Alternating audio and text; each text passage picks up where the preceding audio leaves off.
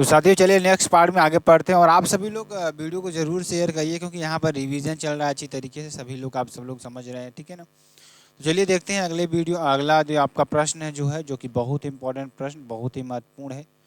यहाँ तक हमने पढ़ रखा था। चलिए आगे प्रश्नों को देखते हैं। आगे देखिए, निम्नलिखित में से कौन सा प्राचीन स्थल भारत में स्थित नहीं है। ऐसा कौन सा प्राचीन स्थल है जो भारत में स्थित नहीं है, आपको ये बताना है। हुंगी, ये कहाँ पर है? ग्यादगीर कर्नाटक में है। कहाँ पर है? ग्यादगीर कर्नाटक में। हल्लूर, ये कर्नाटक तुंगभद्रा नदी के किनारे। और इनाम गांव, इनाम गांव, ठीक है। और मेहरगढ़, मेहरगढ़ कौन सा है? मेहरगढ़ आपका हो जाएगा। ये प्राचीन स्थल भारत में नहीं है। मेहरगढ़ इस समय कहाँ पर है? पाकिस्तान के बलूचिस्तान बोलन नदी के किनारे है आपका, ठीक। और अगर मैं बात करूं इनाम गांव की, तो ये आपका कहाँ है? महाराष्ट्र में है। घोड़ा नदी किनारे कृषि गांव है, ठीक है ना। ये आपका हो जाएगा। चलिए आगे चलते हैं। आगे देखिए, आगे देखिए आपके लिए क्या हो जाएगा, जो कि आपके लिए बेहद इंपॉर्टेंट है। इसकी खोज किसने की थी? 1774 इसमें फ्रांसीसी पुरातत्वविद फ्रेंको इस जारिगो ने की थी। और दक्षिण एशिया में कृषि का साक्ष्य पुराना स्थल है, और कपास का पहला साक्ष्य यहीं पर मिला, ठीक है ना। चलिए आगे चलेंगे। निम्नलिखित में से कौन सा हड़प्पाकालीन नगर कक्ष के रण में खादिर बेत पर स्थित था और इसी के 3 भागों में बांटा गया? तो क्या हो जाएगा? धोलावीरा आपका हो जाएगा। कौन सा? धोलावीरा। सुरकोटडा, ये गुजरात। सादिकौर नदी खोज कब होती? 1964 में जेपी जोशी के द्वारा। और सुरकोटडा कहाँ पर? गुजरात में। अगर सोतका कोह की बात करें, ये बलूचिस्तान पाकिस्तान में आपका हो जाएगा। और धोलावीरा देखिए आयताकार नगर है। ये क्या है? आयताकार नगर है। और चनहुदड़ो पाकिस्तान सिंधु नदी खोज 1934 में यन मजमूदार ने की थी, ठीक है ना। आगे चलेंगे। आगे देखिए, जो कि आपके लिए बेहद इंपॉर्टेंट, बहुत सारी देखिए इसमें जो प्रैक्टिस सेट के क्वेश्चन है हम उन्हीं को लाए हैं। बिल्कुल कोई भी चीज़ ऐसा नहीं है कि आपको समझ में नहीं आ रहा होगा। और जो भी चीज़ें आपको समझ में नहीं आए ना, वो कमेंट के माध्यम से आप लोग बता दीजिएगा, ताकि हम आपको नेक्स्ट वीडियो में अच्छी तरीके से सुधार करके बताएं। अभी आपके लिए एक सरप्राइज़ है। सरप्राइज़ क्या है वो मैं आपको थोड़ा बताऊंगा। इस वीडियो के बाद आपको एक वीडियो जाएगी छोटी सी, जिसमें आपको सरप्राइज़ जुड़ा रहेगा। निम्नलिखित में से किस भारतीय राज्य में हड़प्पा के नगर नहीं पाए गए हैं? तो कौन सा हो जाएगा? उत्तराखंड में। देखिए गुजरात में स्वतंत्रता के पश्चात हड़प्पा सभ्यता के सर्वाधिक स्थल गुजरात में खोजे गए थे। अगर मैं बात करूं हड़प्पा की, तो ये शहरी सभ्यता है, समाज मातृसत्तात्मक और मीठा शहद है। ये वस्त्र ऊनी और सूती आपका हो जाएगा। पिंगट, हड़प्पा और मोहनजोदड़ो जुड़वा राजधानी यहाँ पर कहते हैं, ठीक है ना। आगे चलेंगे। निम्नलिखित में से किस युग के दौरान भारत में शुतुरमुर्ग पाए गए थे? तो किस युग के दौरान भारत में शुतुरमुर्ग पाए गए थे? तो पूरा पाषाण युग के दौरान भारत में क्या पाए गए थे? शुतुरमुर्ग पाए गए थे। महाराष्ट्र के पाटन में बड़ी मात्रा में शुतुरमुर्ग के अंडे के छिलके मिले थे, ठीक है ना। ये आपका हो जाएगा। आगे चलेंगे। निम्नलिखित में से किस धातु का उपयोग हड़प्पा के नगरों में हथियार और औजार बनाने के लिए किया जाता था? तो लोहा। किसका? लोहा का उपयोग किया। तांबा, कॉपर, बर्तन और अन्य वस्तुएं बनाने में। लोहा की बात करेंगे, हड़प्पा सभ्यता में लोहे का प्रयोग नहीं हुआ है। अन्य धातुएं जैसे सीसा, सोना, कांस्य, चांदी आदि आपका ये हो जाएगा, ठीक। चलिए आगे चलते हैं। पत्थर की बनी नृत्य करते हुए पुरुष की मूर्ति नटराज किस स्थान पर पाई गई थी? तो ये हड़प्पा में पाई गई थी। कहाँ पर? हड़प्पा में। और हड़प्पा कहाँ है? सिंधु घाटी सभ्यता में खोजा गया है, ठीक है ना। कहाँ पर? सिंधु घाटी सभ्यता में खोजा गया, ठीक है ना। आपका ये हो जाएगा, जो कि आपके लिए बेहद इंपॉर्टेंट और बेहद ही महत्वपूर्ण है, ठीक है ना। चलिए अब नेक्स्ट पार्ट में पढ़ते हैं, जो कि आपके लिए बेहद इंपॉर्टेंट और बेहद ही महत्वपूर्ण प्रश्न आपके लिए हो जाएगा। अब देखिए हड़प्पा में की बात करेंगे, तो ये सिंधु घाटी सभ्यता में खोजा गया प्रथम नगर है। इसकी खोज कब होती है? 1921 ईस्वी में होती है, दयाराम साहनी के द्वारा होती है। ये नगर बनाने के लिए किस पद्धति का प्रयोग हुआ? तो ग्रीड पद्धति का इसमें प्रयोग होता है। और चूना पत्थर से बना हुआ है, और ऊंचाई इसकी 7 से 8 इंच है। हड़प्पा सभ्यता सबसे बड़ा नगर, भारत में सबसे बड़ा नगर है। और मोहनजोदड़ो आपका हो जाएगा, राखीगढ़ी आपका हो जाएगा, ठीक। चलिए आगे चलते हैं। निम्नलिखित में से किस धातु का उपयोग हड़प्पा के नगरों में हथियार और औजार बनाने के लिए किया जाता है? तो निम्नलिखित में से किस धातु का उपयोग हड़प्पा में इनमें से किस धातु का उपयोग हड़प्पा के नगरों में हथियार और औजार बनाने के लिए किया जाता है? तांबा का उपयोग किया जाता है। किसका? तांबा का, ठीक है ना। चलिए आगे चलते हैं। हड़प्पा के लोग भारत में वर्तमान में सोना लाते थे। मतलब हड़प्पा के लोग भारत में वर्तमान कर्नाटक से सोना लाते थे। क्या कर्नाटक से सोना लाते, अफगान ईरान से, ठीक है ना। और हड़प्पा और मोहनजोदड़ो दोनों जगह के सोने के आभूषण मिले हैं। राखी गढ़ी हरियाणा के हिसार जिले में खोजा गया। और ध्यान दीजिएगा, बहुत इंपॉर्टेंट प्रश्न, बहुत ही महत्वपूर्ण आपके लिए हो जाएगा, ध्यान दीजिएगा सभी लोग अच्छी तरीके से, ठीक है ना। और ध्यान दीजिएगा, राखी गढ़ी की बात करेंगे, राखी गढ़ी आपका क्या हो जाएगा जो कि आपके लिए बेहद इंपॉर्टेंट है। तो यहाँ पर अगर राखी गढ़ी की बात करें तो राखी गढ़ी हरियाणा के हिसार जिले में, कहाँ पर, हरियाणा के हिसार जिले में खोज की गई थी 1963 में सूरज भान के द्वारा। किसके द्वारा? सूरज भान जी के द्वारा, ठीक है ना। आगे चलेंगे, आगे देखिए, निम्नलिखित में से हड़प्पा सभ्यता के मेहरगढ़ पुरास्थल में किस प्रकार के घर के अवशेष मिले हैं? तो वर्गाकार या आयताकार के मिले हैं, ठीक है ना। और ये पुराना गांव है। और ध्यान दीजिएगा, पहला स्थान जहां लोगों ने गेहूं और जौ की फसल की उगाई, भेड़ और बकरी पालन शुरू किया, ठीक है ना। और पहला पालतू पशु डॉग आपका हो जाएगा, ठीक है ना। चलिए आगे चलेंगे, निम्नलिखित में से कौन सा किसी देश का मौलिक कानून है जो सरकार के विभिन्न अंगों की रूपरेखा और प्रमुख कार्यों को निर्धारित करता है? तो ये प्रश्न भी आपके लिए बेहद इंपॉर्टेंट है। देखिए इसमें क्या कह रहा है, निम्नलिखित में से कौन सा किसी देश का मौलिक कानून है जो सरकार के विभिन्न अंगों की रूपरेखा और प्रमुख कार्यों को निर्धारित करता है? संविधान आपका हो जाएगा। संविधान बनकर तैयार हुआ 26 नवंबर 1999 को और लागू कब होता है? 26 जनवरी 1950 को लागू होता है, ठीक है ना। आगे चलेंगे, निम्नलिखित शख्सियतों में से किसे संविधान के दस्तावेज का मसौदा तैयार करने वाली संविधान सभा के कानूनी सलाहकार के रूप में नियुक्त किया गया? तो एस.एन. मुखर्जी। कौन? एस.एन. मुखर्जी। और 11 दिसंबर 1946 को दूसरी बैठक होती है, संवैधानिक सलाहकार आपके होते हैं, ठीक है ना। आगे चलेंगे, जवाहरलाल नेहरू ने किस तिथि को संविधान सभा में उद्देश्य प्रस्ताव प्रस्तुत किया? तो 13 दिसंबर 1946 को प्रस्तुत किया। संविधान सभा की तीसरी बैठक 13 दिसंबर 1946 को होती है। स्वीकार कब होता है? 22 जनवरी 1947 को स्वीकार होता है संविधान सभा ने, ठीक है ना। ये आपका हो जाएगा। आगे चलते हैं, कितने वर्षों के विचार विमर्श के बाद भारतीय संविधान पर हस्ताक्षर किया गया था? तो ध्यान दीजिएगा, 3 वर्षों के विचार विमर्श के बाद, ठीक है ना। ये आपके लिए हो जाएगा और जो बहुत ही इंपॉर्टेंट और बहुत ही महत्वपूर्ण आपके लिए हो जाएगा, ठीक है ना। चलिए ध्यान दीजिएगा सभी लोग। चलिए आगे देखते हैं, आगे आपके लिए क्या हो जाएगा जो कि आपके लिए बेहद इंपॉर्टेंट और बेहद ही महत्वपूर्ण है, ठीक है ना। अब देखिए ध्यान दीजिएगा, अब देखिए 24 जनवरी 1950 को 12वां अधिवेशन हस्ताक्षर करने वाले सदस्य 284 थे, ठीक है ना। और 3 वर्षों के विचार विमर्श के बाद किया गया था। और ये 2 वर्ष 11 माह 18 दिन में इसका निर्माण का कुल समय है। और इसमें कुल मिलाकर 64 लाख रुपए, लगभग में 64 लाख रुपए कुल खर्च हुए थे। 26 नवंबर 1949 को संविधान को अपनाया गया। संविधान विधि दिवस भी इसी तारीख को मनाया जाता है। मतलब अगर एक्यूरेट देखो 63,96,729 रुपये। अगर मैं बात करूं शुद्ध हिंदी में किसने लिखा है तो बसंत कृष्ण वैद्य ने लिखा है इसको। शुद्ध हिंदी में जो हमारा संविधान है ना, इसको शुद्ध हिंदी में किसने लिखा है? बसंत कृष्ण वैद्य ने लिखा है। संविधान पर चित्रकारी किसने किया था? नंदूलाल बोस ने किया था। और संविधान को किसने लिखा?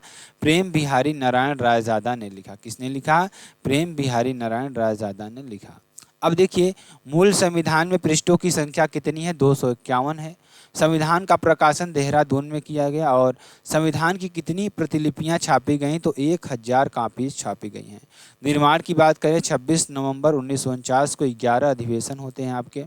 संविधान के प्रारूप पर कितने दिन बहस हुई? 104 दिन आपका हो जाएगा, ठीक है। चलिए आगे चलते हैं, भारतीय संविधान को लिखने वाली संविधान सभा के उपाध्यक्ष कौन थे? तो एच.सी. मुखर्जी थे। कौन थे? एच.सी. मुखर्जी।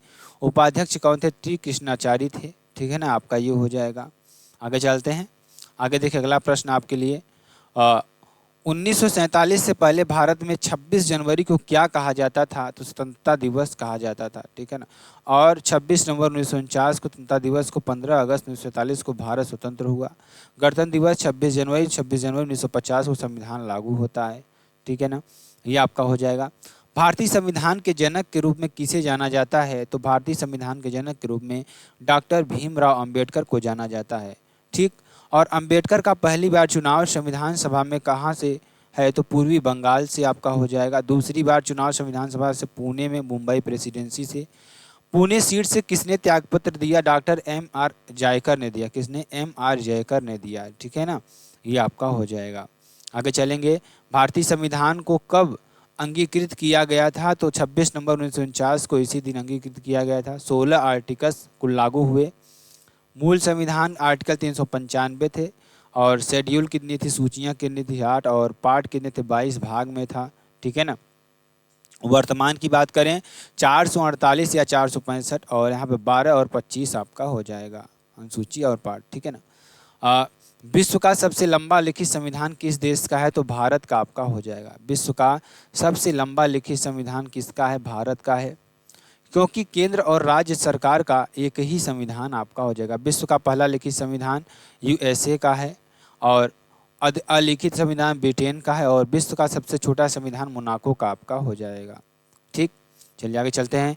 भारतीय मानक समय IST ग्रीनविच माध्य समय GMT में आगे है तो 5 घंटे 30 मिनट आगे है और ये 82°30 आपका हो जाएगा। प्रयागराज, नैनी या मिर्ज़ापुर से गुजरती है।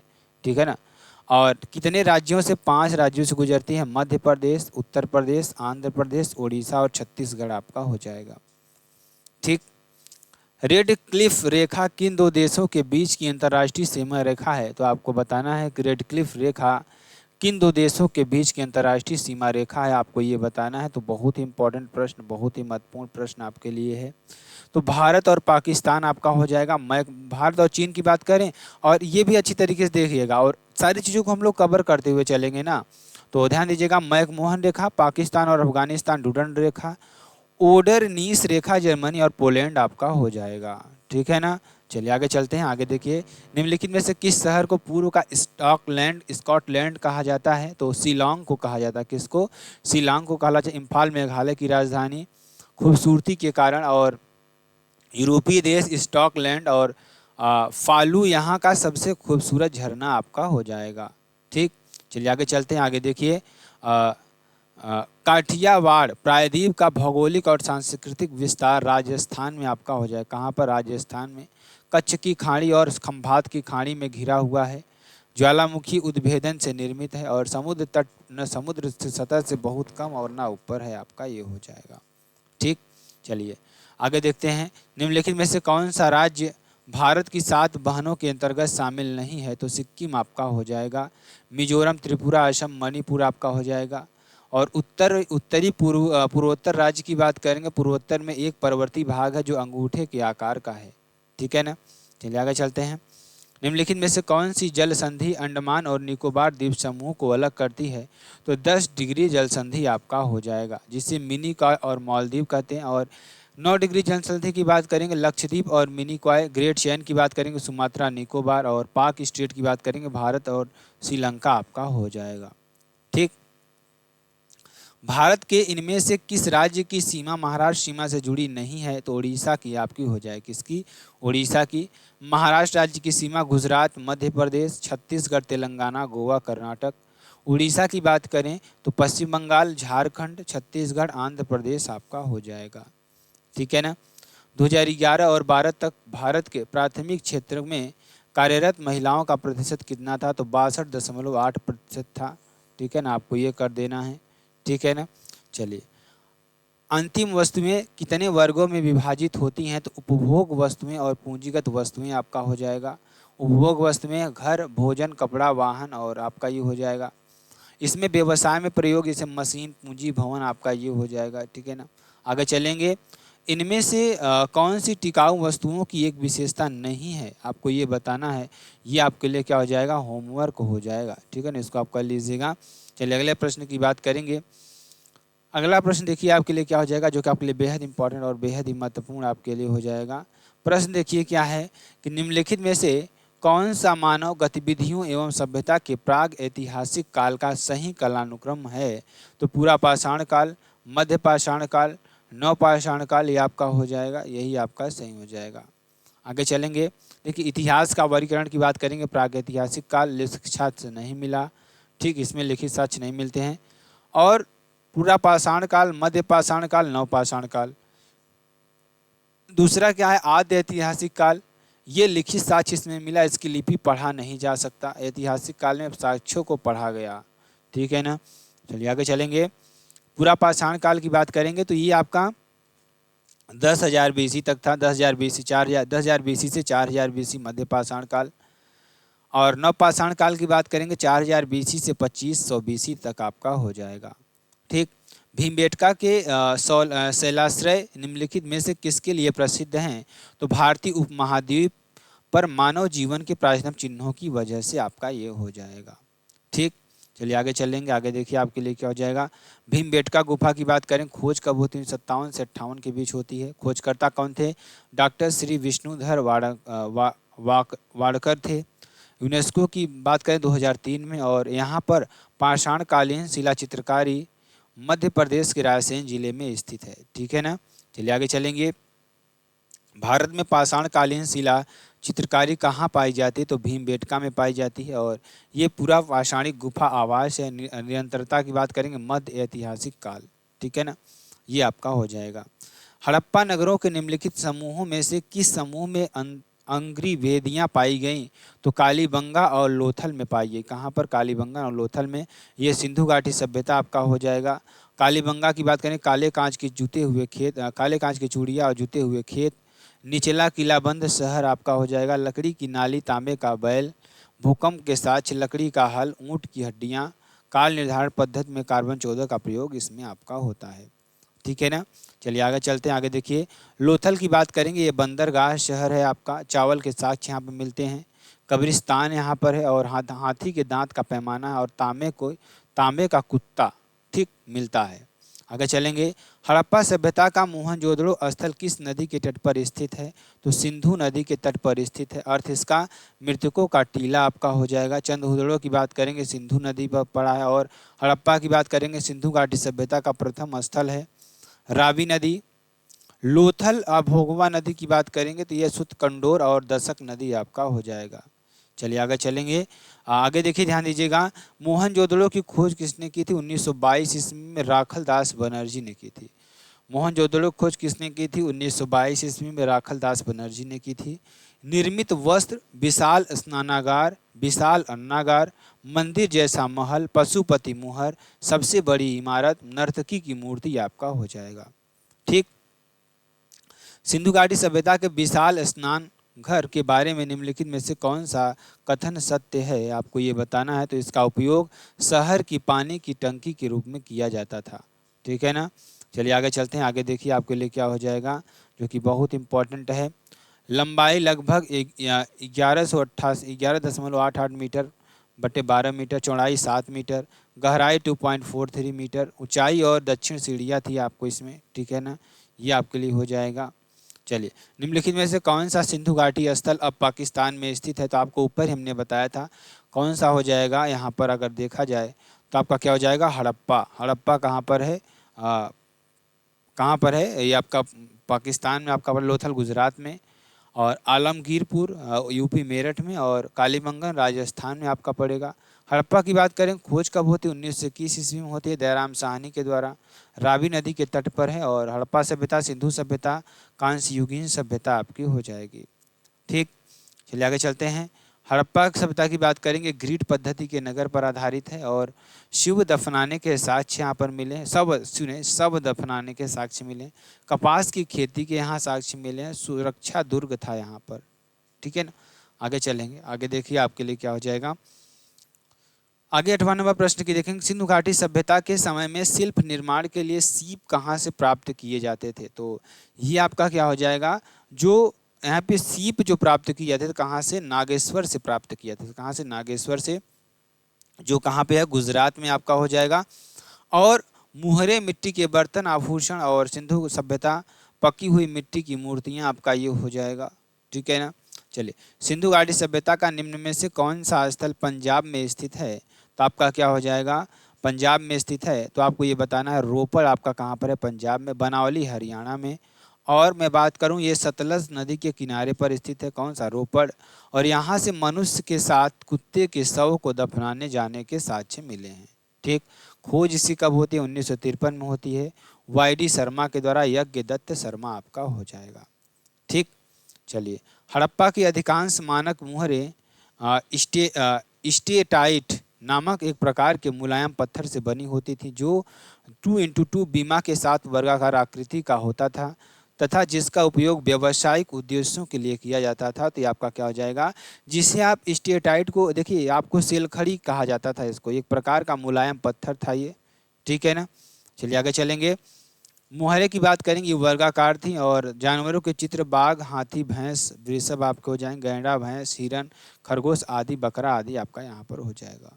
चलिए, भारतीय संविधान की एकात्मक विशेषताओं के संबंध में इनमें से कौन सा गलत है। तो संविधान की नम्यता का होना, क्या संविधान की नम्यता न होना।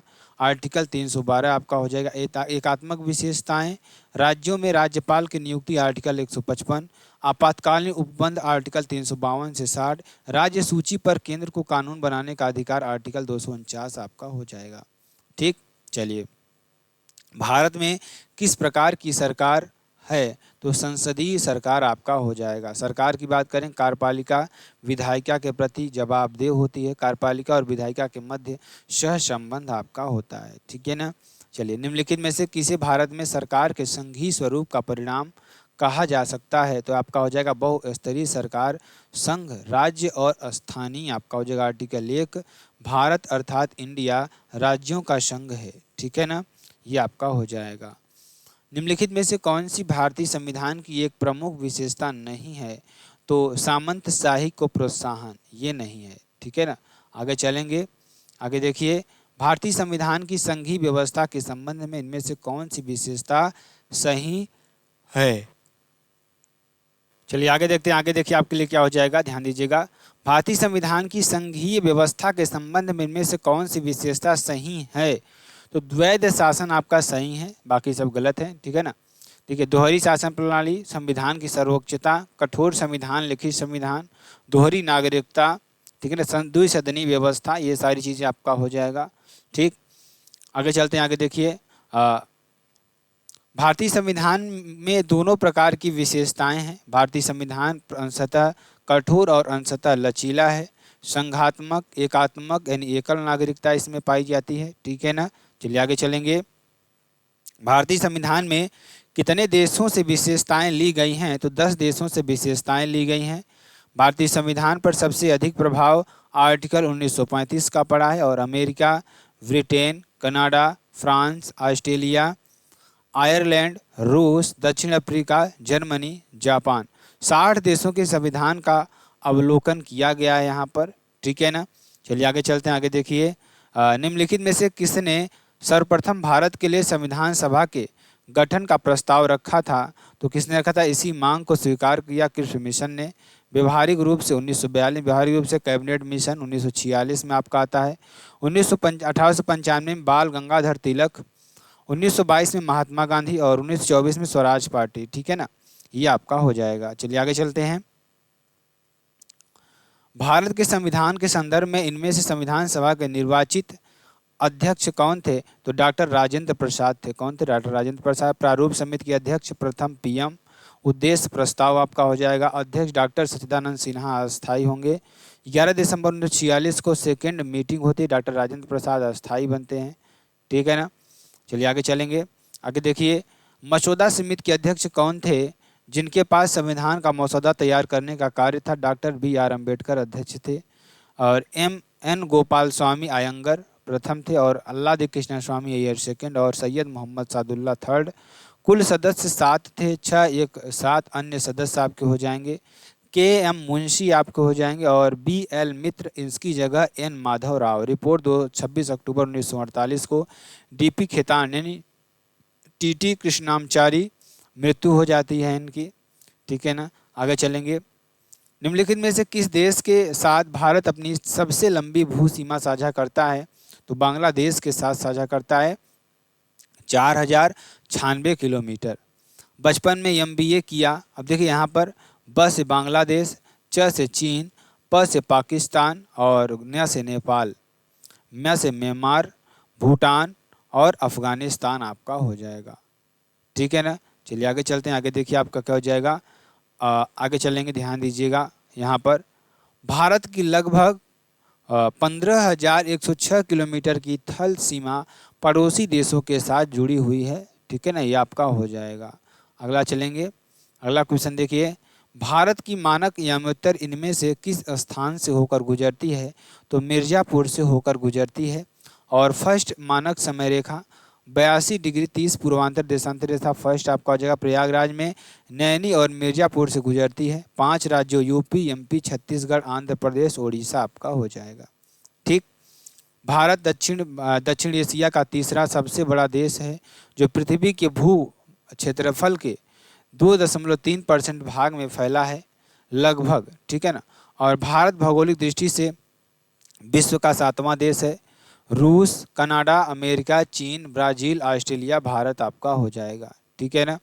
चलिए, भारत का उत्तर दक्षिण विस्तार 3214 किलोमीटर है। ठीक है ना। और पश्चिमी पूर्व विस्तार 2933 किलोमीटर है। और देखिए, ये आपका इंदिरा काल हो जाएगा। और ध्यान दीजिएगा, किमिथु की बात करें, किमिथु आपका कहाँ हो जाएगा? अरुणाचल प्रदेश। ठीक है ना।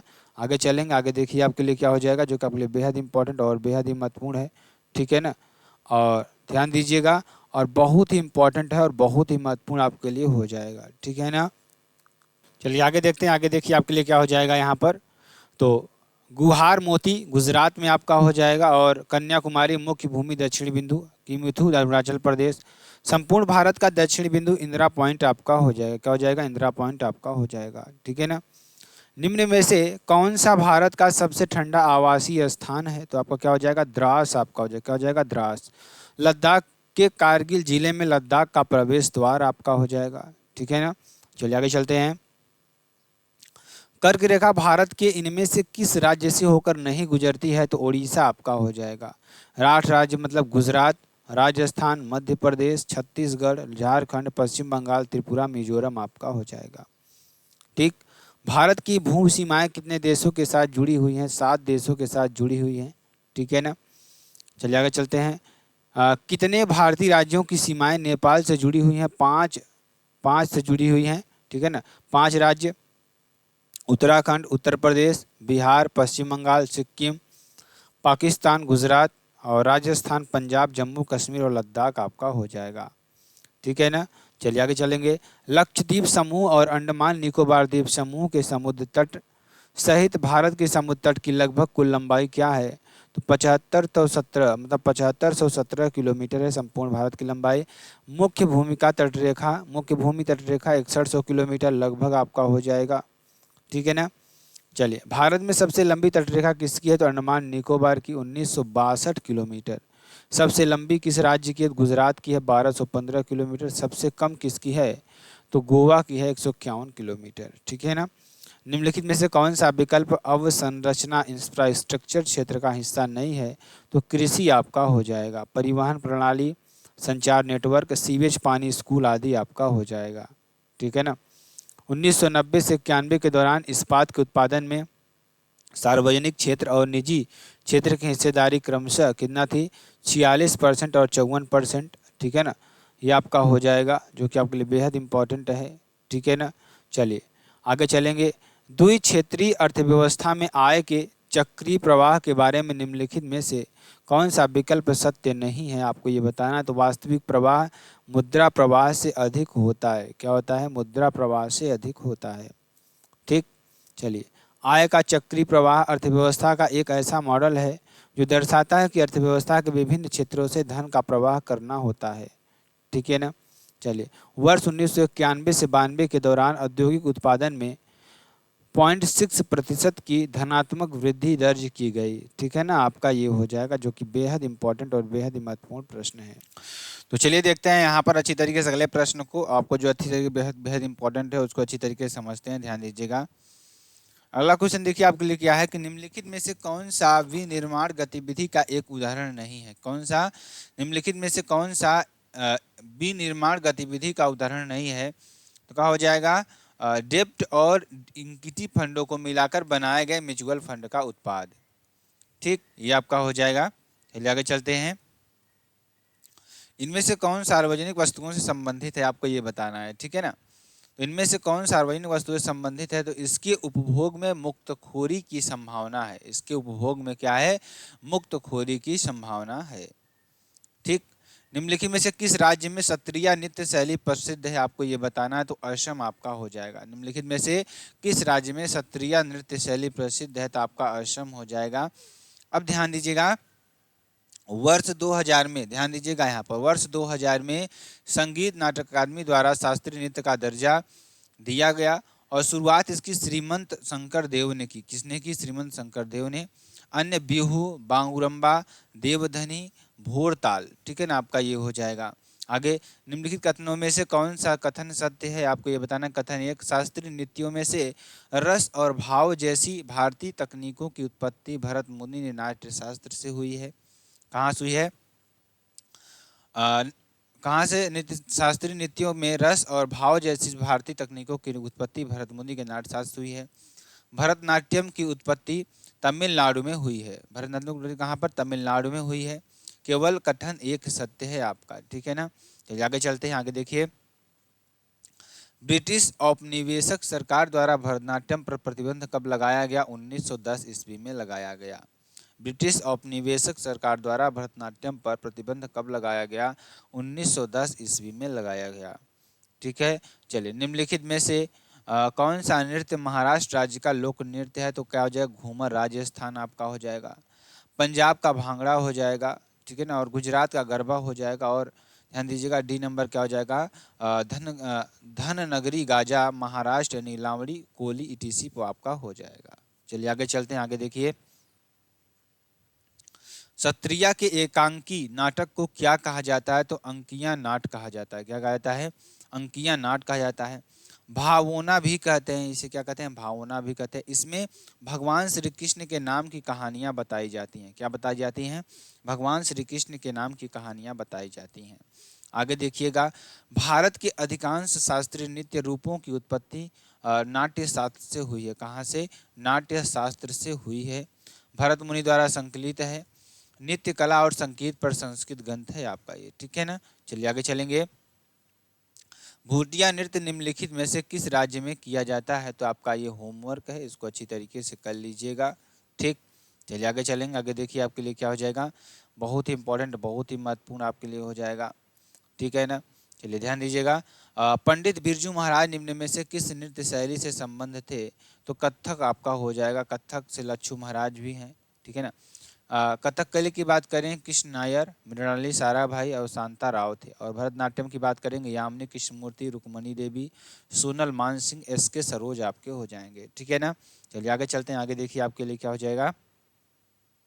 मोहिनीअट्टम के कल्याणी अम्मा, श्रीदेवी, रागिनी देवी, गीता नायक, गीता गायक आपका हो जाएगा, ठीक है ना। चलिए आगे चलेंगे। आगे देखेंगे, जट और जाटिन निम्न में से किस राज्य का अत्यधिक लोकप्रिय नृत्य है, आपको ये बताना है। तो किसका है? बिहार का आपका हो जाएगा। अगर मैं बात करूं मध्य प्रदेश की, तो जावरा, खड़ा नाट्य और मटकी, फूल पत्ती, गिद्दा नृत्य और सेल भदोनी का हो जाएगा। सेला भदोनी, ठीक है ना। मिथिला और काशी क्षेत्र मुख्यतः प्रसिद्ध है। असम का बिहू, नट पूजा, बिछुआ, महारस, नागा नृत्य, खेल गोपाल। छत्तीसगढ़ का गौर मारिया, पंथी, राउत नाचा, पंडवानी और कपालिका आपका हो जाएगा, ठीक। रेचुंगमा, घाटो, कीटो और चीरमू किस नृत्य शैलियां हैं, तो सिक्किम की आपका हो जाएगा। रेचुंगमा, घाटो, कीटो, चीरमू नृत्य शैलियां कहाँ की हैं, आपका सिक्किम को हो जाएंगे। मणिपुर की बात करेंगे, थांगटा संकीर्तन, लाई हरोबा नृत्य, बसंत रास राखाल। गोवा की बात करेंगे, डफनी, खोल और झंगोर आपका हो जाएगा, ठीक है ना। चलिए आगे चलते हैं। चलिए अगले प्रश्न की बात करते हैं। अगला प्रश्न देखिए, आपके लिए क्या हो जाएगा? बहुत ही इंपॉर्टेंट, बहुत ही महत्वपूर्ण, ठीक है ना। राय निम्नलिखित में से किस नृत्य का एक प्रमुख लोक नृत्य है, आपको ये बताना है। तो राय निम्नलिखित में से किस नृत्य का एक लोक नृत्य है, आपको ये बताना। तो मध्य प्रदेश का है। कहाँ का है? मध्य प्रदेश का। कुम्मी, छड़ी नृत्य और माधुरी आपका हो जाएगा। कर्नाटक का भूतकोला, यक्षगान, वीर गाडसे। अन्य लोक नृत्य की बात करेंगे, दिवाली, चैत, रीना, छेरिया, हुलको आपका हो जाएगा, ठीक है ना। चलिए, हुली वेश। हुली वेश कर्नाटक के तटीय क्षेत्र में एक लोक नृत्य है। कौन सा? हुली वेश कर्नाटक के तटीय क्षेत्र में एक लोक नृत्य है। आपको ये के तटीय क्षेत्र में यह नृत्य किया जाता है। माँ दुर्गा के सम्मान में युवाओं द्वारा किया जाता है। गोटीपुआ की बात करें उड़ीसा का आपका हो जाएगा, गोटीपुआ उड़ीसा। कोलकली केरल के मालाबार क्षेत्र का है। कोलकली कहाँ का? केरल के मालाबार क्षेत्र का है। कोलन्नालू की बात करेंगे आंध्र प्रदेश का है। और पैका की बात करें और निशागंधी उत्सव की बात करें उड़ीसा का आपका हो जाएगा। कहाँ का? उड़ीसा का। ठीक है, चलिए। चांग शांग नृत्य की बात करें, चांग शांग नृत्य नागालैंड की चांग जनजाति द्वारा नाक्युलुम त्योहार के दौरान प्रदर्शित किया जाता है। ठीक है ना। और कूद नृत्य की बात करें जम्मू एंड कश्मीर का है, चांग जनजाति द्वारा किया जाता है ये। ठीक है, अन्य बात करेंगे जोलियांग, कुकी, रेंगमा। मयूरभंज की छऊ की बात करें उड़ीसा का आपका हो जाएगा। छऊ की बात करें झारखंड। मंच की बात करें मध्य प्रदेश। गरबा की बात करें गुजरात। नौटंकी की बात करें यूपी। और राम खेलिया बिहार की। और तमाशा महाराष्ट्र की आपकी हो जाएगी। ठीक है ना। चलिए आगे चलते हैं। आगे देखिए, छऊ नृत्य जिसे संस्कृति मंत्रालय द्वारा शास्त्रीय नृत्य के रूप में पहचान दी गई, पूरी भारत में प्रचलित है और इसके 3 अलग अलग रूप हैं। निम्नलिखित में से कौन सा इनमें से एक नहीं है, आपको ये बताना है। छत्तीसगढ़ का मारवाही छऊ और प्रसिद्ध छऊ नर्तक उपेंद्र बिस्वाल राजेंद्र पटनायक। ठीक है ना, आपका ये हो जाएगा, जो कि बहुत इंपॉर्टेंट और बहुत ही महत्वपूर्ण आपके लिए हो जाएगा। ठीक, चलिए आगे चलते हैं। आगे देखिए, राख राखल लीला असम का है और तेरताली मध्य प्रदेश का। खेड़ा घोड़ा स्वांग हरियाणा का है आपका। कारगम तमिलनाडु का आपका हो जाएगा। ठीक है ना। चलिए आगे चलते हैं। रिखम पदा नृत्य का संबंध निम्नलिखित में से किस राज्य से है, तो अरुणाचल प्रदेश आपका हो जाएगा। निसी जनजाति की महिलाओं द्वारा अपने पतियों के प्रति प्रेम को व्यक्त करने के लिए जाता है। तो कौन सा? अन्य भुइयां नृत्य, चलो नृत्य, वांचो नृत्य और पाशी कोंकणी नृत्य, पोनुंग नृत्य और पोम्पीर नृत्य आपका हो जाएगा। ठीक है ना। चलिए आगे चलेंगे। भारतीय नृत्य का अभिनय शब्द संस्कृत शब्द से लिया गया है और इसका शाब्दिक अर्थ है कि ओर ले जाना। तो अभिनय आपका हो जाएगा। चेहरे की अभिव्यक्तियाँ, घूमर राजस्थान का, भांगड़ा गिद्दा और पंजाब का, पेरिना और तांडवम तेलंगाना का और थिरियट्टम तमिलनाडु का आपका हो जाएगा। कहाँ का? तमिलनाडु का हो जाएगा। राठवा जो गुजरात राज्य के निवासी हैं, राठवा कौन है? जो गुजरात राज्य के निवासी हैं, होली के अवसर पर राठवा नृत्य करते हैं। ठीक है ना। और पुली कल्ली की बात करें केरल, तिल्लाना किसे कहते हैं? भरतनाट्यम का अंतिम अंश है। और कालबेलिया की बात करें राजस्थान का। और छोलिया की बात करें उत्तराखंड। और राउत नाचा की बात करें छत्तीसगढ़ आपका हो जाएगा। ठीक है ना। वृद्ध व्यक्तियों को मोतियाबिंद हो जाने पर क्या हो जाता है, आपको ये बताना है। तो वृद्धावस्था में व्यक्तियों का क्रिस्टलीय लेंस दूधिया और धुंधला हो जाता है। ये आपका यही आंसर हो जाएगा। ठीक, ये आपका हो जाएगा। मायोपिया निकट दृष्टि दोष की बात करें, दूर की वस्तुओं को साफ नहीं दिखती। इसमें दूर की वस्तुएं जो है ना साफ नहीं दिखती। इसका निवारण क्या है? अवतल लेंस इसका निवारण है। हाइपरोपिया की बात करें, दूर दृष्टि से पास की वस्तुएं साफ नहीं दिखाई देती। निवारण क्या है? उत्तल लेंस आपका हो जाएगा। ठीक, चलिए। टाइफाइड बुखार की उपस्थिति की पुष्टि करने के लिए निम्नलिखित में से किस परीक्षण का उपयोग किया जाता है? तो विडाल टेस्ट का प्रयोग किया जाता है। किसका? टाइफाइड की बुखार की उपस्थिति की पुष्टि करने के लिए निम्नलिखित में से किस परीक्षण का उपयोग किया जाता है? तो विडाल टेस्ट का उपयोग किया जाता है। यह टेस्ट पहली बार 1896 में जॉर्जेस फर्नांडिस विडाल द्वारा आयोजित किया गया था। यह मरीज के रक्त ओ और एच एंटीबॉडी की खोज करता है। ठीक है ना। चलिए, कम से कम 3 महीने तक आहार में पर्याप्त विटामिन सी नहीं लेने के कारण कौन सी बीमारी होती है, जिसमें कमजोरी, रक्तअल्पता, मसूड़ों की बीमारी और त्वचा संबंधी समस्याएं होती हैं? तो क्या हो जाएगा यहाँ पर? स्कर्वी आपका हो जाएगा। क्या हो जाएगा? स्कर्वी आपका हो जाएगा। ठीक है ना। और बालों का झड़ना एनीमिया, ये आपका विटामिन B2 की कमी से होता है। ठीक, चलिए आगे चलते हैं। आगे देखिए, शिशु पीलिया का सबसे स्पष्ट लक्षण कौन सा है, जो आमतौर पर जन्म के बाद दूसरे और चौथे दिन के बीच दिखाई देता है? ठीक है ना। तो क्या हो जाएगा? आंखों और त्वचा का रंग पीला पड़ जाना। क्या हो जाना? आंखों और त्वचा का रंग पीला पड़ जाना। पीलिया की बात करेंगे, एक और संक्रामक बीमारी है। इसमें यकृत प्रभावित होता है। यकृत प्रभावित होता है। ठीक, चलिए। या रक्त और रक्त के ऊतकों जिसमें बिलीरुबिन के जमा होने के कारण होता है। ठीक, चलिए आगे चलते हैं। आगे देखिए, कौन सी स्थिति हड्डियों में दर्द, हड्डियों के अच्छे से विकसित न होने और नरम कमजोर हड्डियों का कारण बनती है, जिसमें हड्डियों में विकृति आ जाती है, उसे क्या कहेंगे? सूखा रोग कहेंगे। मस्तिष्क पक्षाघात की बात करें, मस्तिष्क का अन्य असामान्य विकास आपका हो जाएगा। काली खांसी श्वसन संबंधी बीमारी है। बैक्टीरिया बार्डेटेला पर्टुसिस है। और प्लीहा भाव की बात करेंगे, प्लीहा आपका हो जाएगा कि उपस्थिति आपका हो जाएगा।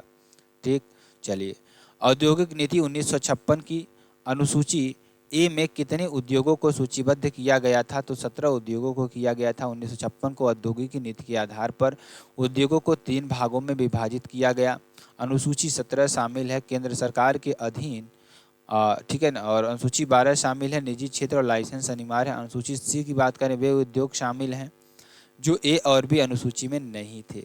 ठीक है ना, चलिए, निम्नलिखित में से किसे प्रवाह चर का उदाहरण माना जा सकता है? तो एक, और देखिए, चावल उत्पादक को ही माना जाता है, और कपड़े के आयात को भी, पूंजी के परिवर्तन को भी जाना जाता है, और 1 और 2 और 3 सभी आपका हो जाएगा। प्रवाह चर की बात करेंगे, एक परिमाणित चर है जिसे एक निश्चित अवधि में मापा जाता है। यह समयबद्ध होता है और समय की इकाई के अनुसार व्यक्त किया जाता है। ठीक है ना, चलिए आगे चलते हैं। आगे देखिए, आय की बात करें इनकम, व्यय की बात करें एक्सपेंसेस, और मूल्य ह्रास, उत्पादन, उपभोग, निर्यात, किराया, लाभ और ब्याज आपका हो जाएगा।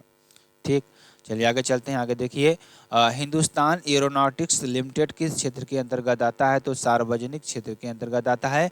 भारतीय नवरत्न कंपनी है ये, एरो स्पेस कंपनी है, हेडक्वार्टर इसका बंगलोर में है, और अच्छा कंपनी है ये आपकी। ठीक है ना, और विदेश क्षेत्र की बात करें, विदेश क्षेत्र की, तो किसी क्षेत्र की अर्थव्यवस्था का यह वह हिस्सा है जो बाहरी व्यापार और पूंजी प्रवाह से संबंधित है। विदेशी क्षेत्र क्या है?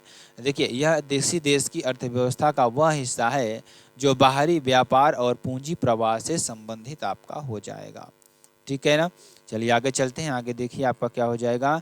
प्रवास में वे कारक जो लोगों को अपने निवास स्थान अथवा उद्यम को छुड़वाने का कारण बनते हैं और कहलाते हैं, क्या कहलाते हैं? प्रतिकर्ष कारक कहलाते हैं। और अपकर्ष कारक ऐसे कारक जो लोगों के नए स्थान की ओर आकर्षित करते हैं, जैसे शिक्षा, अधिक अनुकूल वातावरण, ये आपका हो जाएगा। ऐसे कारक जो लोगों को अनेक मूल स्थान से दूर ले जाते हैं, उसे जैसे युद्ध हो गया, राजनीति हो गई, अस्थिरता हो गई, आर्थिक विपत्ति हो गई, अच्छी आर्थिक सुविधाएं, आपका ये हो जाएगा। आगे चलिए, भारत में वित्तीय वर्ष की अवधि कितनी है? तो प्रत्येक एक वर्ष अप्रैल से प्रारंभ होकर अगले वर्ष 31 मार्च तक आपका हो जाएगा। ठीक, तो ये आपका बजट पेश होता है, बजट वित्त मंत्री पेश करते हैं। ठीक है ना, चलिए आगे चलेंगे। किसी फर्म की वस्तु सूची में परिवर्तन को निवेश के रूप में समझा जाता है। किसके रूप में? निवेश के रूप में समझा जाता है। समय के साथ रिटर्न या लाभ उत्पन्न करने की उम्मीद के साथ धन या संसाधनों का आवंटन करना।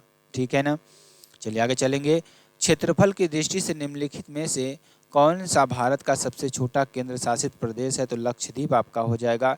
गठन कब होता है? 1 नवंबर 1956 को होता है। राजधानी कहाँ पर? कवरत्ती आपका हो जाएगा। द्वीप 336 द्वीप, आपको क्षेत्रफल लगभग 32 वर्ग किलोमीटर, और केरल हाईकोर्ट क्षेत्राधिकार में आता है। सबसे बड़ा केंद्र शासित प्रदेश है आपका लद्दाख। 31 अक्टूबर 2029 में क्षेत्र लगभग 59,146 वर्ग किलोमीटर।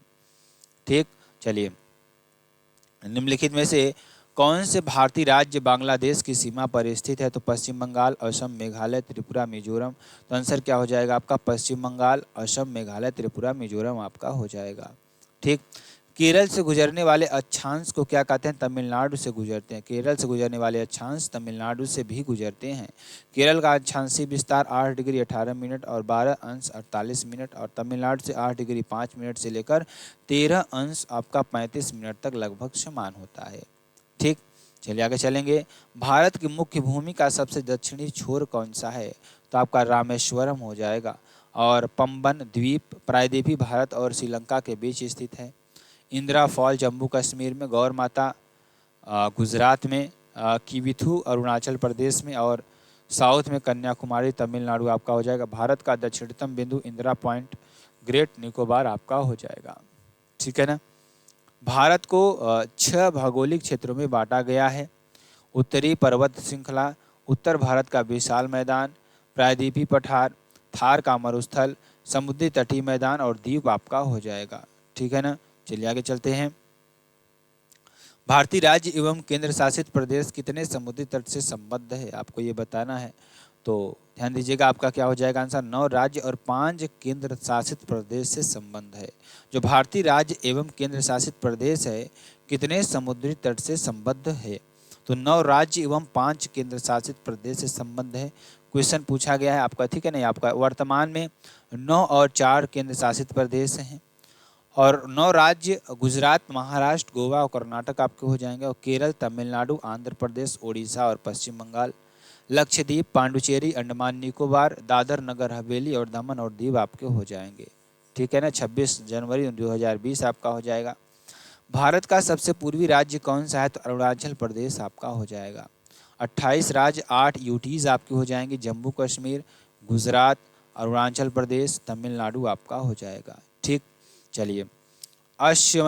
अश्विनी जो सप्त सिंधु का एक भाग थी, वर्तमान समय में निम्नलिखित में से किस नदी का नाम है, तो ये चिनाब नदी का नाम है। झेलम विस्तता नदी, ब्यास की बात करें तो बिपाशा नदी, रवि की बात करें रावी, सतलज की बात करें सतुद्री, और परुणी की बात करें रावी, और सतानीरा की बात करें गंडक, और दूष दंती की बात करें तो घाघरा आपका हो जाएगा। ठीक, चलिए। निम्नलिखित में से कौन सा वेद भारत के पूर्व वैदिक काल के लोगों के जीवन का वर्णन करता है और इसमें 10 मंडलों में विभाजित 1028 सूक्तों का संग्रह है, तो आपका क्या हो जाएगा, ऋग्वेद सबसे पुराना वेद है, पढ़ने वाला होत्री होता है। 4 वेद हमारे पास हैं, सबसे नया वेद अथर्ववेद है, सबसे पुराना वेद मैंने आपको बताया ऋग्वेद। 3 मंडल हैं सोम देवता, और 9 मंडल हैं सोम देवता से संबंधित, और 10 मंडल 4 वर्ग हैं, ब्राह्मण, क्षत्रिय, वैश्य और शूद्र आपका हो जाएगा। ठीक, ब्राह्मण ग्रंथ की बात करें तो ऋग्वेद क्या है, ऐतरेय और कौजितकी से, सामवेद पंचविश से, यजुर्वेद तोत्तरीय शतपथ से, और अथर्ववेद गोपथ से आपका हो जाएगा। ठीक, चलिए। निम्नलिखित में से कौन सा वेद कृष्ण और शुक्ल 2 पाठ वेदों में उपलब्ध है और उसमें सार्वजनिक या व्यक्तिगत रूप से की जाने वाली अनुष्ठान विधियों का वर्णन है, तो यजुर्वेद आपका हो जाएगा। यज्ञ की विधि है, बलि की विधि है, गंध और पद दोनों में है, जादू टोना औषधियाँ ये सारी चीज़ें आपका हो जाएगा। ठीक, चलिए। निम्नलिखित में से किस देवता को उत्तर वैदिक काल में एक नया उपमान हल का स्वामी प्राप्त हुआ, तो इंद्र देवता आपका हो जाएगा। और ब्रह्मा की बात करेंगे, स्टाप्टी के रचयिता, ऋग्वेद 250 बार, अग्नि देवता 200 बार, ठीक है ना, आया है, और बिजली, बारिश और युद्ध का देवता वैदिक काल में। ठीक, वरुण, समुद्र, ब्रह्मांडीय व्यवस्था और विधि के वैदिक देवता आपके हो जाएंगे। ठीक है ना, चलिए आगे चलते हैं। आगे देखिए, वैदिक आर्य सप्त सिंधु नामक क्षेत्र में रहते थे, जिनका अर्थ 7 नदियों द्वारा अपवाहित क्षेत्र है। 7 नदियों में से एक झेलम नदी है, इसका प्राचीन नाम क्या था, विस्तता आपका हो जाएगा। कुंभा, काबुल, सुवस्तु, स्वात, गोमल, गोमती, कुंभ आपका कुर्रम आपका हो जाएगा। ठीक, चलिए आगे चलते हैं। भारतीय संविधान के राज्य के नीति निर्देशक सिद्धांतों को आयरलैंड के संविधान से लिया गया है। कहाँ से, आयरलैंड के संविधान से लिया गया है। ठीक है ना, ये आपका हो जाएगा, जो कि आपके लिए बेहद इंपॉर्टेंट और बेहद ही महत्वपूर्ण आपका हो जाएगा। ठीक, और आर्टिकल 4 की बात करें, आर्टिकल 4 36 से 51 कल्याणकारी राज्य की स्थापना आपका हो जाएगा। ठीक, चलिए आगे चलेंगे। देखिए, भारतीय संविधान के जो स्रोत है ना, ये उसके बारे में थोड़ा बात कर लेते हैं, और बहुत ही इंपॉर्टेंट पॉइंट आपके लिए है, बहुत ही इंपॉर्टेंट पॉइंट है। ठीक है ना, देखिए इसमें क्या कह रहा है कि बहुत इंपॉर्टेंट पॉइंट आपके लिए हो जाएगा। ठीक है ना, देखिए क्या कह रहा है, भारतीय संविधान के स्रोत की बात करें, किसकी बात करें, भारतीय संविधान के स्रोत। संविधान निर्माण के समय संविधान सभा ने लगभग 60 देशों के संविधानों का अध्ययन किया था और उनकी अच्छी बातों को, जो भारतीय परिस्थितियों के अनुकूल थी, निःसंकोच ग्रहण किया। वैसे भारतीय संविधान पर सर्वाधिक प्रभाव भारत शासन अधिनियम 1935 का पड़ा है। भारतीय संविधान में अन्य देशों के ग्रहण किए गए कुछ प्रमुख प्रावधान इस प्रकार हैं। देखिए, ब्रिटिश संविधान क्या है, संसदीय शासन पद्धति, द्विसदनी व्यवस्था, लोकसभा के प्रति प्रतिनिधिमंडल का सामूहिक उत्तरदायित्व, अनुच्छेद 75 का 3, राष्ट्र के प्रधान के रूप में राष्ट्रपति की औपचारिक प्रधानता और वास्तविक शक्तियां मंत्रिपरिषद में निहित होना, एक न्यायिक प्रणाली है आपका, विधि निर्माण की प्रक्रिया दी गई है और विधि का शासन है और एकल नागरिकता आपको यहाँ पर दी गई है। ठीक, चलिए आयरलैंड के संविधान 1937 से देखिए क्या क्या लिया गया है। और देखिए ध्यान दीजिएगा यहाँ पर आपका क्या हो जाएगा, बहुत इंपॉर्टेंट, बहुत ही महत्वपूर्ण, ठीक है ना, आपके लिए बेहद इंपॉर्टेंट, ठीक है ना। अब देखिए क्या हो जाएगा, देखिए ध्यान दीजिएगा यहाँ पर राज्य के नीति निषेधक तत्व आपका हो जाएगा साहित्य, कला, विज्ञान, समाज सेवा में योगदान के आधार पर राज्यसभा में कुल 12 सदस्यों का मनोचयन, राष्ट्रपति का निर्वाचक मंडल एवं पद्धति आपका हो जाएगा। संयुक्त राज्य अमेरिका के संविधान से 1789 से क्या लिया है, मूल अधिकार, उद्देशिका का विचार, राष्ट्रपति पर महाभियोग की प्रक्रिया, स्वतंत्र न्यायपालिका, ठीक, पुनर्वालोकन का सिद्धांत, लोक जनहित याचिका और विधायिका के सदस्यों से विशेषाधिकार की उन्मुक्तियाँ, विधायिका में अध्यक्ष की भूमिका, संसद एवं विधानमंडलों की प्रक्रिया, सर्वाधिक मत के आधार पर चुनाव जीत का निर्णय। ऑस्ट्रेलिया के संविधान 1901 से क्या लिया गया है, प्रस्तावना की भाषा ली गई है, समवर्ती सूची ली गई है जो कि यूपी पीसीएस मेंस 2016 में पूछा गया। केंद्र सरकार केंद्र राज्य संबंध, संसद के दोनों सदनों की संयुक्त बैठक, कनाडा के संविधान से संघीय शासन प्रणाली ली गई है, ठीक है ना।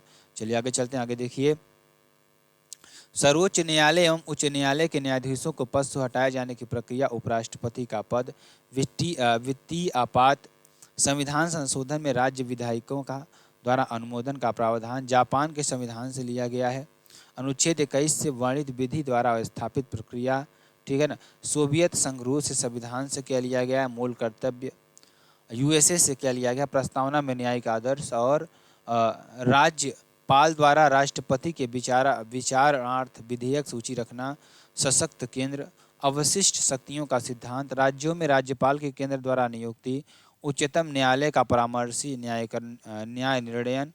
दक्षिण अफ्रीका से ध्यान दीजिएगा संविधान की संशोधन पद्धति, राज्यसभा के सदस्यों का निर्वाचन, जर्मन के बीबर संविधान 1933 से क्या लिया गया, आपात उपबंध, भारत शासन अधिनियम 1935 से लिया गया है।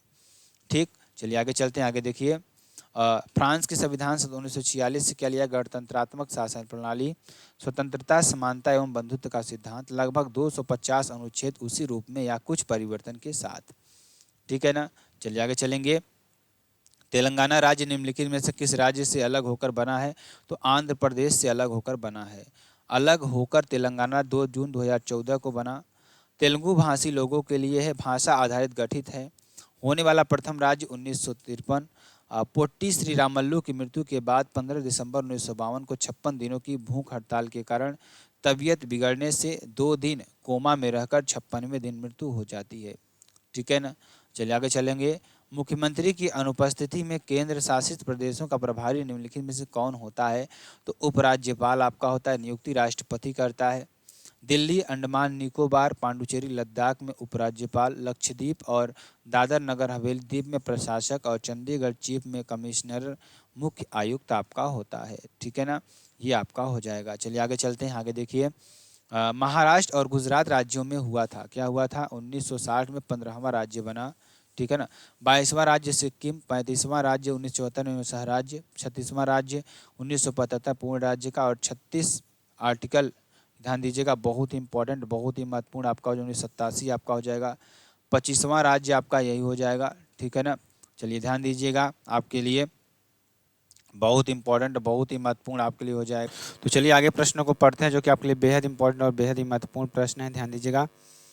राज्य और नए राज्यों का गठन की बात करेंगे तो आंध्र प्रदेश की बात करेंगे 1 अक्टूबर 1953 ईस्वी को गठन होता है। गुजरात की बात करेंगे तो आपको ध्यान दीजिएगा 1 मई, ध्यान दीजिएगा 1 मई 1960 ईस्वी को। नागालैंड की बात करें, नागालैंड 1 दिसंबर 1963 को। हरियाणा की बात करें 1 नवंबर 1966 को और हिमाचल प्रदेश की बात करें 25 जनवरी 1971 को। मेघालय, मणिपुर, त्रिपुरा की बात करें 21 जनवरी 1972 को। सिक्किम की बात करें जो कि 22वां राज्य आपका हो जाएगा 16 मई 1975 ईस्वी को। और मिजोरम, अरुणाचल प्रदेश की बात करें 20 फरवरी 1987 ईस्वी को। गोवा की बात करें 30 मई 1987 ईस्वी को। और छत्तीसगढ़ की बात करें तो 1 नवंबर 2000 ईस्वी को। और अगर मैं बात करूं उत्तराखंड की तो उत्तराखंड की बात करें तो 9 नवंबर 2000 ईस्वी को, झारखंड की बात करें 28 नवंबर 2000 को, और तेलंगाना की बात करें तो 2 जून 2014 को। ठीक है ना। चलिए आगे चलते हैं। आगे देखिए आपके लिए अगला क्वेश्चन देखिए, भारत में किसी भी राज्य की सीमाओं को बदलने के लिए कौन सी अधिकृत है? तो संसद आपका हो जाएगा। ठीक। आर्टिकल 3 के अनुसार संसद साधारण बहुमत से किसी नए राज्य का गठन, राज्य की सीमा, क्षेत्र में परिवर्तन, राज्य के नाम परिवर्तन कर सकती है। ठीक है ना। चलिए आगे चलते हैं। आगे देखिए, भारतीय संविधान के अनुच्छेद 371 में निम्नलिखित में से किस राज्य के लिए विशेष प्रावधानों का उल्लेख किया गया है? तो नागालैंड आपका हो जाएगा। 371 की बात करें महाराष्ट्र और गुजरात, 371 की बात करें नागालैंड, 371 की बात करें असम, और 371 की बात करें मणिपुर, 371 की बात करें आंध्र प्रदेश, और तेलंगाना आपका हो जाएगा। ठीक है ना। चलिए आगे चलते हैं। संघ सूची, राज्य सूची और समवर्ती सूची भारतीय संविधान की किस अनुसूची में शामिल है? तो 7वीं अनुसूची में शामिल है। 74 CA कॉन्स्टिट्यूशन अमेंडमेंट 1992 नगर पालिका, इसमें 22 भाषाएं आपकी हैं, और 152 आर्टिकल में बात करें 1985 में दल बदल कानून आया। ठीक है ना। चलिए आगे चलते हैं। आगे देखिए आपके लिए क्या हो जाएगा। हाल ही में आर श्रीधर किस देश के टीम के सहायक कोच नियुक्त हुए हैं? तो अफगानिस्तान के। हाल ही में आर श्रीधर किस देश की टीम के सहायक कोच नियुक्त हुए हैं? तो अफगानिस्तान के नियुक्त हुए हैं। ठीक। हाल ही में कितने सर्फिंग में एशियाई खेलों के लिए कोटा हासिल किया गया है? तो भारत। हाल ही में किसने सर्फिंग में एशियाई खेलों के लिए कोटा हासिल किया है, आपको ये बताना है। तो ध्यान दीजिएगा, यहाँ पर आंसर आपका क्या हो जाएगा? यहाँ पर आपका आंसर हो जाएगा भारत, आपका आंसर हो जाएगा। ठीक। देखिए, सर्फिंग स्पर्धा में पहली बार अपना स्थान सुरक्षित किया। अब भारतीय खिलाड़ी वर्ष 2026 में जापान में होने वाले एशियाई खेलों में सर्फिंग स्पर्धा में चुनौती पेश कर सकते हैं। ठीक है ना। चलिए आगे चलते हैं। आगे देखिए, हाल ही में किस देश में राइट टू डिस्कनेक्ट कानून लागू होने वाला है? तो ऑस्ट्रेलिया आपका हो जाएगा, जो कर्मचारियों कार्य के घंटे समाप्त होने पर बॉस के सेल्स और ईमेल से राहत देता है। ठीक है ना। चलिए, कॉल्स। हाल ही में शिक्षा मंत्रालय ने किसके साथ मिलकर ई पत्रिका सपनों की उड़ान लॉन्च की है? तो NCERT से मिलकर। कहाँ से? NCERT से मिलकर। ठीक है ना। चलिए, हाल ही में सेबी ने किसे 5 साल के लिए पूंजी बाजार में प्रतिबंधित कर दिया? तो अनिल अंबानी। किसको? अनिल अंबानी को। सेबी की बात करें securities exchange board of India, और स्थापना की बात करें 12 अप्रैल 1988, और हेडक्वार्टर की बात करें मुंबई आपका हो जाएगा इसका। और वर्तमान अध्यक्ष माधवीपुरी बुच्च 2022 में बनी, 1 मार्च 2022 को बनी। ठीक है ना। चलिए, हाल ही में भारत ने 17वें अंतर्राष्ट्रीय पृथ्वी विज्ञान ओलंपियाड में कितने पदक जीते? तो 8 पदक आपके हो जाएंगे। 3 गोल्ड, 2 सिल्वर, 3 ब्रॉन्ज आपके हो जाएंगे। ठीक है ना। चलिए आगे चलते हैं। हाल ही में कौन दक्षिण कोरिया में संयुक्त राष्ट्र कमांड का 18वां सदस्य बना है? तो जर्मनी आपका हो जाएगा। ठीक। चलिए आगे चलते हैं। आगे देखिए, हाल ही में RBI ने किसे तमिलनाडु मार्केटाइल बैंक का MD एंड CEO नियुक्त किया है? तो सुकुमारन नायर को। किसको? सुकुमारन नायर को किया है। 16वें वित्त आयोग के अध्यक्ष हैं। आर्टिकल 280 अध्यक्ष प्लस 4 अन्य सदस्य आपके हो जाएंगे। ठीक। हाल ही में पेरिस पैरालंपिक 2024 में भारतीय दल का ध्वजवाहक किसे नियुक्त किया गया? उपयुक्त नहीं, सुमित अंतल और भाग्यश्री जाधव को भी नियुक्त किया गया, दोनों को। ठीक है ना। ये आपका हो जाएगा। अगला क्वेश्चन देखिए, हाल ही में किसे नया रक्षा सचिव नियुक्त किया गया है? तो ये आपके लिए होमवर्क हो जाएगा, इसको आप कर लीजिएगा। ठीक है ना। चलिए आगे चलेंगे। आगे देखिए, लावणी निम्नलिखित में से किस राज्य का पारंपरिक नृत्य है? आपको ये बताना है। तो ध्यान दीजिएगा, लावणी निम्नलिखित में से किस राज्य का पारंपरिक नृत्य है? तो महाराष्ट्र का हो जाएगा। किसका? महाराष्ट्र का। मध्य प्रदेश जवारा मटकी, आड़ा खड़ा नाच माच आपका हो जाएगा।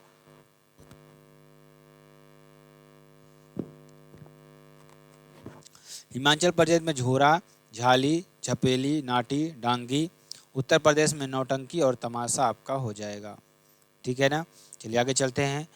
किस नृत्य के ठीक ठीक शुरू किए जाने से पहले सेवा कली नामक एक अभ्यास शस्त्र किया जाता था, जो एक मंदिर के परिसर में किया जा गया था। तो कथकली आपका हो जाएगा केरल में, कथक यूपी, ओडिसी उड़ीसा में, कुचिपुड़ी आंध्र प्रदेश आपका हो जाएगा। ठीक है ना। आगे चलेंगे। गुजरात के सिद्धियों की सांस्कृतिक विरासत लगभग 300 वर्ष पुरानी है। उनका सिद्धि धमाल नृत्य एक उत्कृष्ट कला शैली है। तो ये आपका गुजरात आपका हो जाएगा। सिद्धियां वे पूर्वी अफ्रीकी लोगों के वंशज थे जो 14वीं और 17वीं शताब्दी ईस्वी के दौरान गुलाम के रूप में भारत आए थे। ठीक है ना। चलिए आगे चलेंगे। ध्यान दीजिएगा, मणिपुरी की दो परंपराएं एक है संकीर्तन जो भक्ति पहलू, और दूसरा क्या है, रास आपका हो जाएगा। ठीक है ना। चलिए आगे चलते हैं। आगे देखिए आपका क्या हो जाएगा। नटवरी नृत्य किस शैली से संबंधित है? तो कथक आपका हो जाएगा। क्या हो जाएगा? कथक आपका हो जाएगा। नटवरी नृत्य किससे? कथक से संबंधित है। अब देखिए, मोहिनी अट्टम का शाब्दिक अर्थ है जादूगरनी का नृत्य। क्या हो जाएगा? जादूगरनी का नृत्य। यह भारतीय शास्त्रीय नृत्य प्रदर्शनी की सूची में सबसे आकर्षक नृत्य शैली में से एक है। मोहिनी अट्टम, कौन सा? मोहिनी अट्टम। मोहिनी भगवान विष्णु का अवतार, इसे मोहिनी नृत्य के रूप में भी जाना जाता है। ठीक।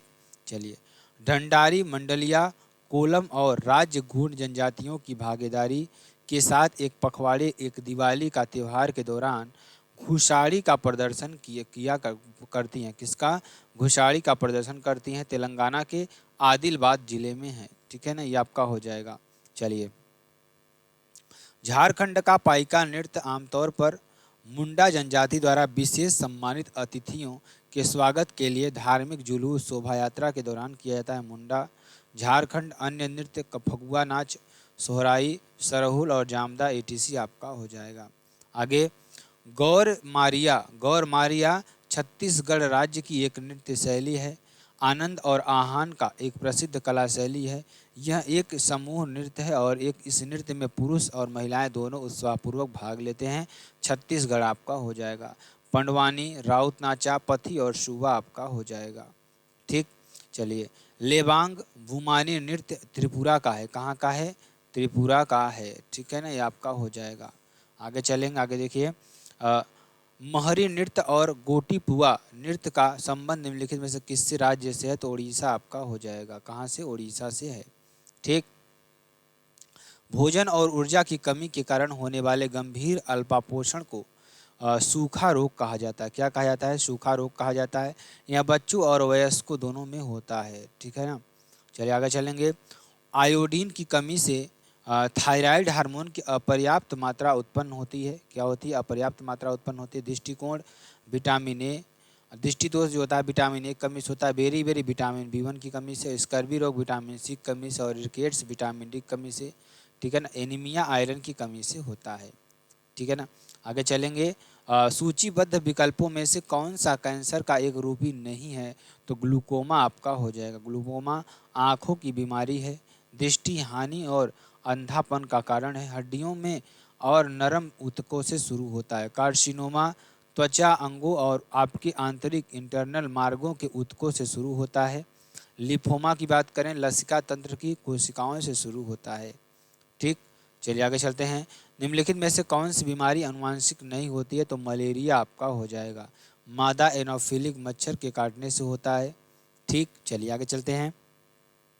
शरीर की प्रतिरक्षा प्रणाली किस स्थिति में वास्तविक आंतर फैक्टर प्रोटीन या आपके आमाशय की परत में इसे बनाने वाली कोशिकाओं पर हमला करती है? तो प्रणआसी अरक्तता आपकी हो जाएगी। क्या हो जाएगी? प्रणआसी अरक्तता आपकी हो जाएगी। ठीक। इनमें से कौन सी टिकाऊ वस्तुओं की एक विशेषता नहीं है? ये आपका क्या हो जाएगा? ध्यान दीजिएगा। क्या हो जाएगा? ये बार बार खरीदी जा सकती हैं। ठीक है ना। ये आपका हो जाएगा। मतलब विशेषता कौन सी नहीं है? तो ये बार बार खरीदी नहीं जा सकती हैं। ये आपका आंसर हो जाएगा। ठीक है ना। इन्हें बार बार उपयोग किया जा सकता है। बिल्कुल सही बात है। ये तुरंत उपभोग में नष्ट नहीं होती। बिल्कुल सही बात है। इनका जीवन काल अपेक्षाकृत लंबा होता है। बिल्कुल सही बात है। ठीक है ना। जैसे टिकाऊ में AC, fridge, TV, computer, jewellery etc। गैर टिकाऊ में सब्जी, दूध, मांस, फल etc आपका हो जाएगा। ठीक। चलिए, इनमें से कौन सा किसी अर्थव्यवस्था के तृतीय क्षेत्र का एक घटक है? तो क्या हो जाएगा? होटल और रेस्टोरेंट आपका हो जाएगा। थर्ड की बात करें, सर्विसेज सेवा क्षेत्र, स्कूल, हॉस्पिटल।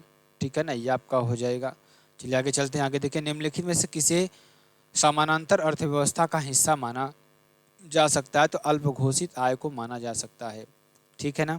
चलिए आगे चलते हैं। आगे देखिए, अर्थव्यवस्था के चक्रीय प्रवाह के सरल मॉडल के संबंध में निम्नलिखित में से कौन से कथन असत्य हैं? आपको ये बताना है। समस्त उपभोग समस्त व्यय से अधिक होता है, बिल्कुल गलत बात है। तो इसमें आपको केवल एक सही हो जाएगा, ठीक है ना, केवल एक सही हो जाएगा। चलिए आगे चलेंगे। किस औद्योगिक नीति में अति लघु उद्योग इकाई के लिए निवेश सीमा बढ़ाकर 2 लाख रुपए की गई? तो 1980 नीति में की गई थी, ठीक है ना। चलिए आगे चलेंगे। मशीनें, उपकरण, सामग्रियां और भवन किस प्रकार की वस्तुओं के उदाहरण हैं? तो पूंजीगत वस्तुओं के उदाहरण है। किसके? पूंजीगत वस्तुओं के उदाहरण हैं। निम्नलिखित में से किस देश की भू सीमा भारत से जुड़ी नहीं है? तो किसकी हो जाएगी? तजाकिस्तान की नहीं जुड़ी है, ध्यान दीजिएगा। नेपाल, भूटान, पाकिस्तान, अफगानिस्तान। भारत उत्तरी गोलार्ध में 8 डिग्री 4 मिनट से 37 डिग्री 6 मिनट तक है। उत्तरी अंशांश में 6 डिग्री 7 मिनट से 97 डिग्री 25 मिनट पूर्वी देशांतर के मध्य स्थित है, आपका हो जाएगा, ठीक। चलिए आगे चलेंगे। निम्नलिखित में से किस राज्य की भू सीमा नेपाल से जुड़ी नहीं है? तो झारखंड आपका हो जाएगा। नेपाल, झारखंड, यूपी, बिहार, सिक्किम, पश्चिम बंगाल। भारत की श्रीलंका के साथ जलीय सीमा साझा करता है। भारत श्रीलंका से किसके द्वारा अलग किया जाता है? पाक स्टेट के द्वारा अलग किया जा सकता है, ठीक है ना। चलिए, इनमें से कौन सा जल मरुमध्य भारत के तमिलनाडु को श्रीलंका के मन्नार से पृथक करता है? तो क्या हो जाएगा यहाँ पर? तस्मान सागर और दक्षिण सागर। हडसन की बात करेंगे, हडसन की खाड़ी एवं अटलांटिक महासागर। सुमात्रा और जावा द्वीप आपका हो जाएगा, ठीक है ना। चलिए, भारत की सबसे लंबी मुख्य भूमि तटरेखा इसमें से किस राज्य में है? तो गुजरात आपका हो जाएगा, 1214 किलोमीटर। सेकंड पे आंध्र प्रदेश 974 किलोमीटर। थर्ड पे तमिलनाडु लगभग 960 किलोमीटर और महाराष्ट्र से 652.6 किलोमीटर आपका हो जाएगा। चलिए आगे चलते हैं। इनमें से किस भारतीय राज्य की सीमाएं चीन, नेपाल और भूटान से जुड़ी हुई हैं? तो सिक्किम आपका हो जाएगा। राजधानी गंगटोक। अंगूठे का आकार उत्तर व भारत पूर्व से चीन, ठीक है ना, और दक्षिण पूर्व में भूटान आपका हो जाएगा। पश्चिम में नेपाल और दक्षिण पश्चिम में पश्चिम बंगाल आपका हो जाएगा, ठीक। भारत के ध्यान दीजिएगा, जो कि बहुत इंपॉर्टेंट, भारत के इनमें से किस राज्य की सीमा, ध्यान दीजिएगा, नेपाल से नहीं जुड़ी हुई है, ठीक है ना। तो आपको बताना है भारत में के इनमें से किस राज्य की सीमा नेपाल से नहीं जुड़ी हुई है? तो आपको बताना है तो किससे? त्रिपुरा से नहीं जुड़ी हुई है। नेपाल, उत्तराखंड, उत्तर प्रदेश, बिहार, पश्चिम बंगाल और सिक्किम से जुड़ी हुई है, ठीक है ना। चलिए आगे चलेंगे।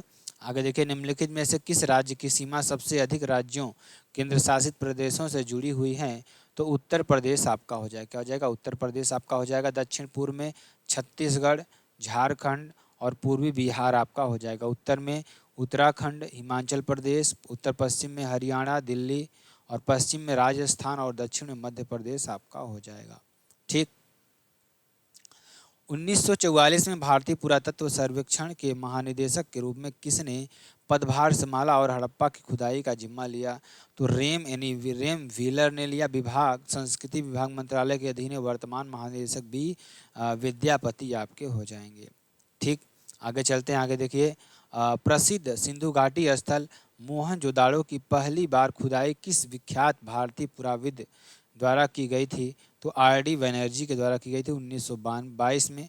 राखल दास बनर्जी 1921 में। हड़प्पा आपका हो जाएगा, ठीक है ना। चलिए आगे चलते हैं। सिंधु घाटी सभ्यता 3000 वर्ष पुरानी है और दक्षिण में गंगा घाटी के निचले क्षेत्रों व उत्तर में मालवा तक फैली हुई आपका हो जाएगा, ठीक है ना।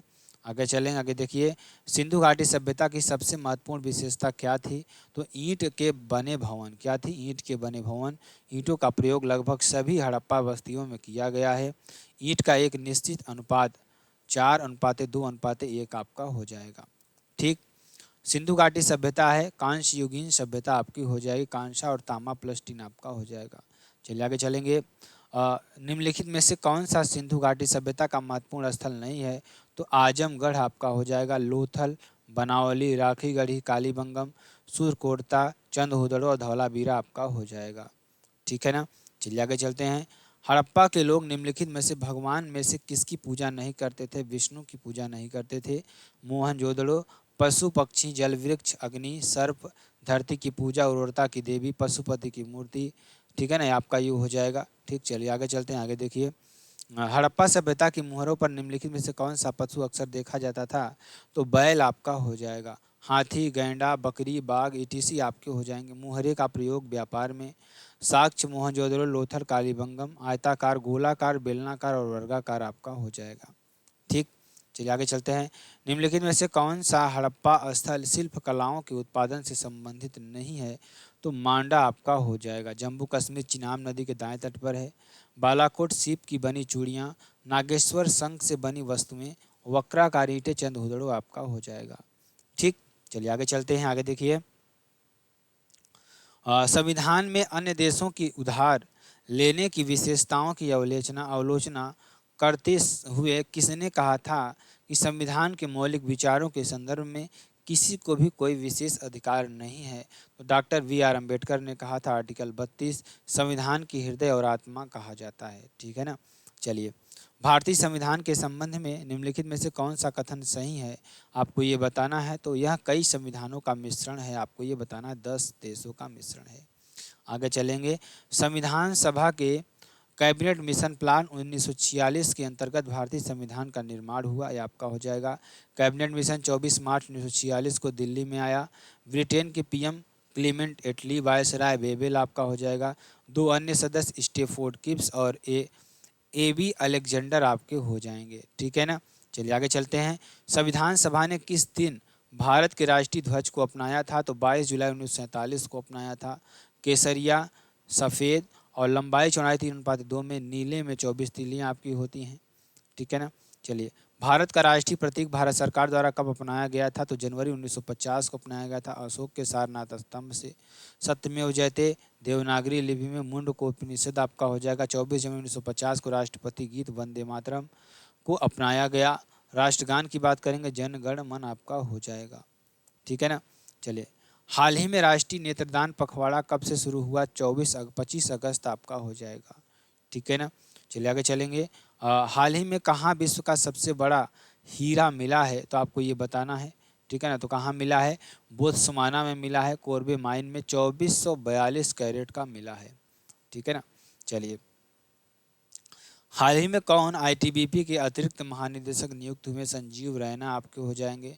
आईटीबीपी इंडो ताइबियन बॉर्डर पुलिस, स्थापना 24 अक्टूबर 1962, हेडक्वार्टर नई दिल्ली आपका हो जाएगा। ठीक, चलिए, हाल ही में किस देश के विदेश मंत्री संयुक्त आयोग की बैठक के लिए भारत आए थे? तो ब्राज़ील आपका हो जाएगा। कौन सा? ब्राज़ील आपका हो जाएगा। हाल ही में दक्षिण भारत का पहला आदिवासी पुस्तकालय कानू कहाँ खुलेगा? कर्नाटक में आपका हो जाएगा। ठीक है ना, चलिए आगे चलते हैं। हाल ही में किस कंपनी के संस्थापक और सीईओ पावेल डुरोव को गिरफ्तार किया गया था? तो आप ध्यान दीजिएगा, टेलीग्राम के सीईओ को। ठीक है ना, आगे चलेंगे। आगे देखिए, हाल ही में कहाँ वैश्विक मुथामिज मुर्गन सम्मेलन आयोजित हुआ? तो आपका कहाँ हो जाएगा? कर्नाटक आपका हो जाएगा। तमिल सॉरी कहाँ हो जाएगा? तमिलनाडु आपका हो जाएगा। ठीक है ना, अगले चलेंगे। आगे चलेंगे। आगे देखिए, हाल ही में प्रधानमंत्री मोदी ने किस देश को भीष्म क्यूब्स भेंट किए थे? तो आपका ये होमवर्क हो जाएगा, जो कि बेहद इंपॉर्टेंट आपके लिए हो जाएगा। तो आगे पार्ट में हम नेक्स्ट पार्ट में पढ़ेंगे। तो लगभग आपका एक पार्ट और आएगा इसमें, लगभग मतलब 10 दिन का है, हमें 3 दिन को पढ़ाना है। तो चलिए फिर मिलते हैं नेक्स्ट वीडियो में नए टॉपिक के साथ। तब तक के लिए जय हिंद, जय भारत।